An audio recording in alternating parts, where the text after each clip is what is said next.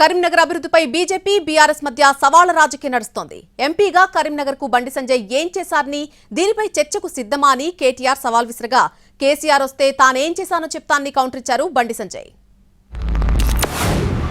కరీంనగర్ వేదికగా బండి సంజయ్ గారిని సవాల్ చేస్తా ఉన్నా. బండి సంజయ్ గారు, స్థలం మీరు చెప్పండి, టైం మీరు చెప్పండి, మీరు ఎక్కడికి చెప్తే అక్కడికి మా వినోదన్న వస్తాడు. వినోదన్నతోని ముఖాముఖి బహిరంగ చర్చకు రా. నువ్వేం చేసినావు నీ 5 ఏళ్ళు ఎంపీగా కరీంనగర్ లోక్సభ స్థానానికి?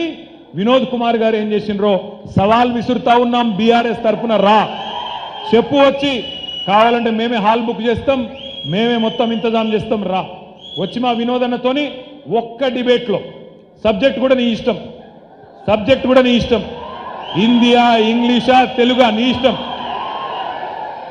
ఏం మాట్లాడతారు పోయి నాకు అర్థం కాదు. రమన్ కొండగట్టు మీ అయ్యా రమ్మని చెప్పాడికి, వెమ్లవాడ రమ్మని చెప్పు, ప్రమాణం చేయమని చెప్పు, చలో చర్చకు సిద్ధం. ఇలా కొండగట్టును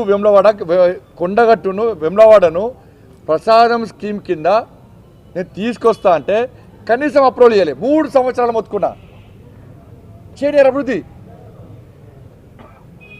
కొండగట్టును రామాయణ సర్క్యూట్ కింద తీసుకొచ్చి అభివృద్ధి చేస్తానా, అప్రూవల్ ఇవ్వలే.